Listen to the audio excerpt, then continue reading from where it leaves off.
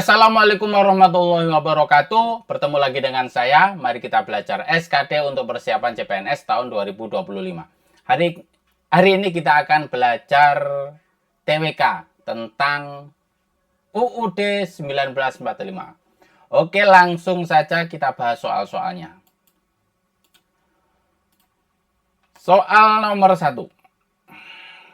Presiden harus mendapatkan persetujuan DPR dalam penyusunan anggaran pendapatan dan belanja negara (APBN). Kenapa Presiden dalam hal tersebut harus mendapatkan persetujuan DPR? A. Karena DPR memiliki kewenangan untuk menentukan kebijakan luar negeri. Oh, bukan ini ya. Karena APBN adalah sumber utama pembiayaan negara yang melibatkan kepentingan rakyat. Nah, ini. B. Kenapa? Alasannya adalah DPR itu bekerja sama dengan presiden. Sedangkan DPR ini mempresentasikan bahwa DPR ini adalah wakil rakyat, wakil dari rakyat. Ini secara teori, ya. Jadi wakil-wakil rakyat ini adalah DPR. Jadi ketika DPR ini membuat suatu kebijakan, ini harus diawasi, harus atas persetujuan DPR yang merupakan presentasi dari rakyat. Jadi yang mengawasi DPR ini mengawasi presiden. Harus ya gampangnya kerjasama lah. DPR ini bekerjasama dengan presiden. Jadi apapun yang dikeluarkan, peraturan-peraturan yang dikeluarkan presiden ini harus ada, yang masalah pendanaan ini harus ada persetujuan dari DPR, yang dimana DPR ini merupakan presentasi dari rakyat. Jadi B. Yang C, karena DPR berperan dalam memilih presiden dan ini enggak, DPR tidak memilih presiden. D. Karena APBN harus mencakup semua kebijakan yang dibuat oleh presiden. Ini tidak juga, karena yang mengajukan karena APBN ini tidak hanya presiden, menteri pun juga bisa mengajukan APBN.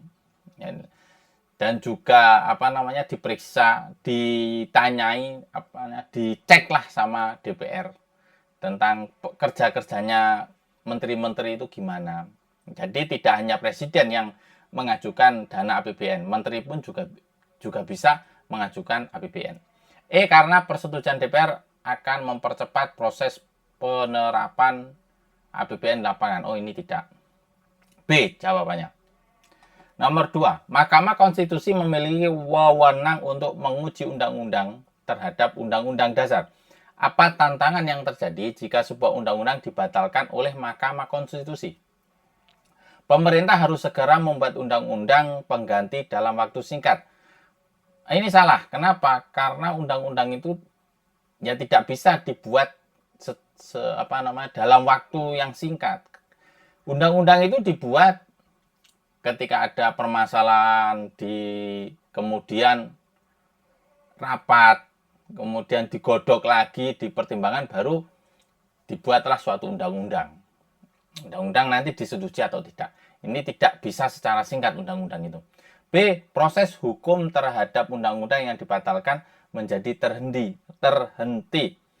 Proses hukum terhadap undang-undang yang dibatalkan menjadi terhenti.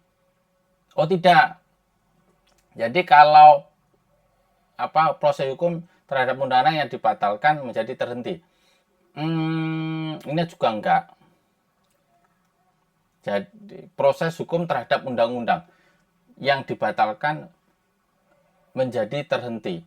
Jadi ini bisa ini juga enggak, ini bukan ya. Gimana ya penjelasannya? Silakan kalian yang bisa menjelaskan kenapa tidak. Ini bisa kalian tulis di kolom komentar. C. Seluruh undang-undang yang terkait akan secara otomatis dibatalkan. Oh, tidak. Jadi undang-undang itu saja yang dibatalkan. Yang undang-undang yang terkait undang-undang yang dibatalkan tidak dibatalkan, tetap berlaku. Dia undang-undang yang dibatalkan tidak dapat diterapkan lagi sehingga bisa mengganggu stabilitas hukum. Nah, ini undang-undang yang dibatalkan dibatalkan. Undang-undang yang terkait undang-undang yang dibatalkan akan mengalami tidak stabil karena terpengaruh dari undang-undang yang telah dibatalkan itu. D jawabannya. Yang E, proses pemilihan umum terhambat karena ini ada beda lagi. Proses pemilihan umum terhambat karena perubahan hukum yang mendadak. Oh, tidak. Ini proses hukum terdapat undang-undang yang dibatalkan menjadi terhenti. Ini undang-undang lain. Kalau undang-undang tersebut dibatalkan, ya mengikuti undang-undang yang lain. Tidak mengikuti undang-undang yang dibatalkan itu. Proses hukum tetap berlangsung, tetapi menggunakan undang-undang yang lain gitu loh maksudnya. Oke. Nomor 2D. Nomor 3. Badan Pemeriksaan Keuangan atau BPK adalah lembaga negara yang memiliki wewenang melakukan pemeriksaan keuangan negara. Apa yang akan terjadi jika BPK tidak melaksanakan tugas tersebut dengan baik? Jadi, misal di sini DPR kerjasama dengan Presiden. Ini kerjasama masalah masalah keuangan APBN. APBD. Nah, DPR dan Presiden ini menjaga agar tidak kong kali kong. Nah, kong kali kong. Di sini ada badan independen, namanya BPK. BPK ini memeriksa keuangan yang keluar. Jadi BPK ini tidak terinterferensi, tidak tertekan oleh DPR, juga tidak tertekan oleh Presiden. Ini BPK ini adalah lembaga independen sendiri. Contoh ada lagi, misal MK sama MA. MA, Mahkamah Agung sama Mahkamah Konstitusi. Ini masalah penghakiman. Nah, di sini juga ada bagian pengawasnya, yaitu KY, Komisi Yudisial. Ini yang mengawasi MK dan MA. Mengawasi.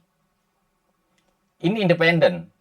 Tidak tertekan oleh MK, juga tidak tertekan oleh MA. MA tidak interferensi KY. Nah, seperti itu. Jadi ketika BPK tidak melaksanakan tugas dengan benar, apa yang terjadi? Apa yang akan terjadi jika BPK tidak melaksanakan tugas tersebut dengan baik? A. Pemerintah dapat mengabaikan rekomendasi BPK tanpa konsekuensi hukum. Oh, bukan. Bukan nih.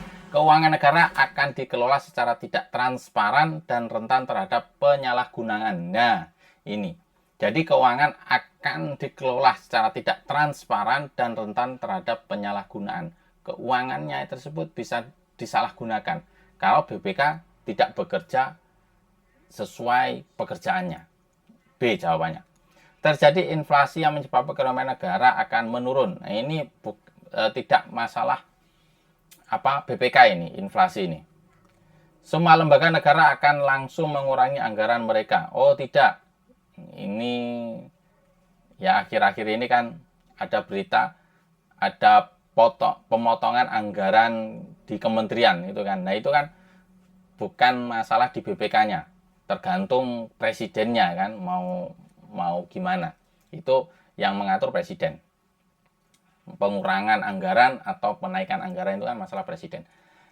Presiden yang mengatur. Rakyat tidak akan mengetahui bagaimana pengelolaan keuangan negara dilakukan. Ini juga bukan. Tidak. Yang ngurusikan BPK. B jawabannya.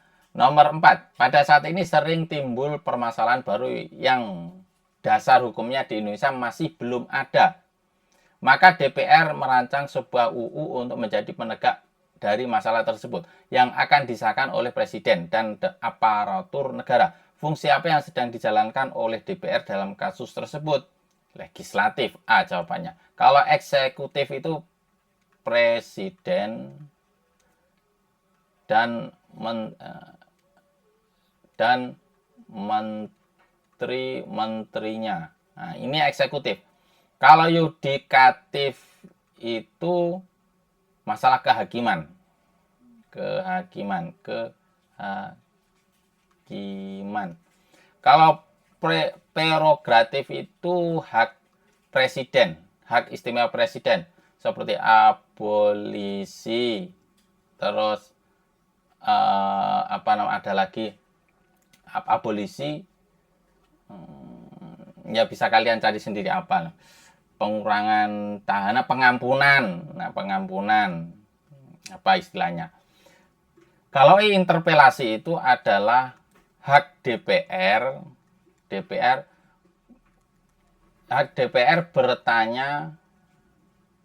bertanya kepada presiden dan mempertanyakan. Nah, ini hak untuk mempertanyakan ini untuk apa, ini bagaimana. Nah, itu interpelasi. Jadi jawabannya nomor 4 adalah A. Nomor 5, dalam Undang-Undang NRI Negara Republik Indonesia 1945 pasal 24B ayat 1, Komisi Yudisial bersifat mandiri yang berwenang mengusulkan pengangkatan hakim agung dan mempunyai wewenang lain dalam rangka menjaga dan menegakkan kehormatan, keluhuran martabat serta mengawasi perilaku hakim. Apa akibatnya jika KY tidak melaksanakan tugas tersebut dengan baik? Jadi Mahkamah Agung dan Mahkamah Konstitusi ini diawasi oleh KY, Komisi Yudisial. Kalau Komisi Yudisial ini tidak melaksanakan tugasnya dengan baik, maka apa yang terjadi? Hakim Agung tidak mengadili dengan baik. Oh, belum tentu. Ya memang iya, bisa saja. Hakim Agung tidak berpengalaman, ya bisa saja. Hakim Agung tidak berintegritas. Nah, ini yang lebih umum. Berintegritas. Jadi, tidak mengadili dengan baik, tidak berpengalaman, ini merupakan integritas. Hakim Agung tidak berintegritas. Jadi, masuk A, B ini masuk ke sini. C ini lebih umum. Jadi, jawabannya adalah C. Keputusan hukum akan menjadi lebih cepat. Nah, bukan ini ya. Proses penegakan hukum akan berjalan lebih lama. Juga bukan.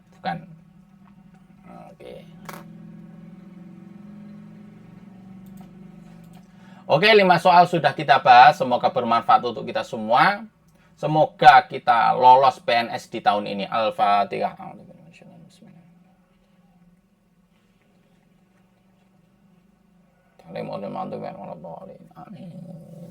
Terima kasih. Saya akhiri. Assalamualaikum warahmatullahi wabarakatuh.